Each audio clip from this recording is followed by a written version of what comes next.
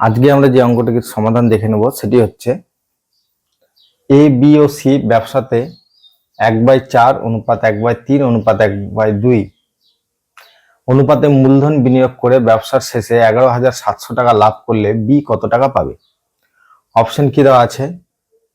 এ 2700, B 5400, C 3000, D 3600।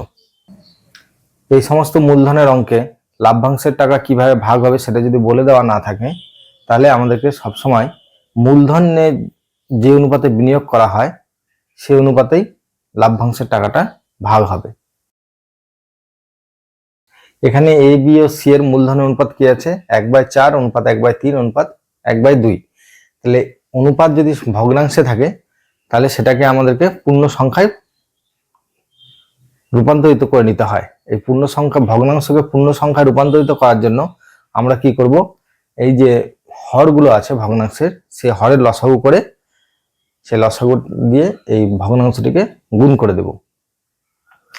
তাহলে এখানে অনুপাত আছে কি 1/4, 1/3, 1/2। 2, 3, 4 এর লসাগু হচ্ছে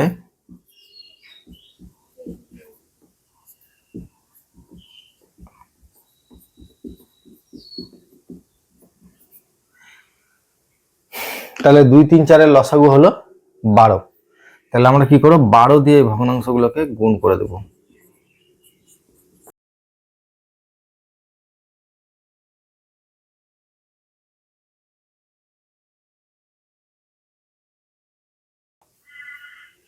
তাহলে এ বি সি এর মূলধনের অনুপাত হয়ে গেল আমাদের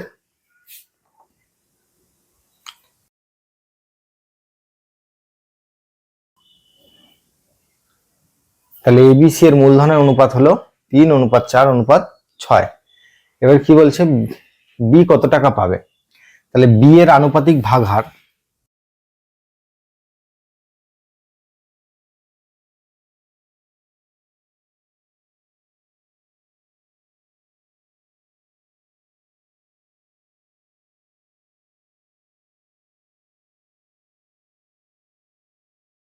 তাহলে বি এর আনুপাতিক ভাগ হার হলো 4/13।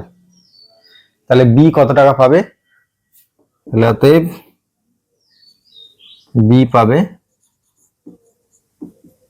4/13 গুণ 11,700। 13 দিয়ে 11,700 কাটলে হয় 900, 4×9 3,600 টাকা। তাহলে বি পাবে আনুপাতিক ভাগ হার দিয়ে মোট লাভকে গুণ করে দিলাম, বের হলো 3,600 টাকা। তাহলে আমাদের সঠিক উত্তর হলো অপশন ডি, 3,600 টাকা। আমার এই ভিডিওটি ভালো লেগে থাকলে তোমরা অবশ্যই লাইক করে দিবে, আর যারা এখনো আমার চ্যানেলটিকে সাবস্ক্রাইব করো নাই তারা অবশ্যই আমার চ্যানেলটিকে সাবস্ক্রাইব করবে।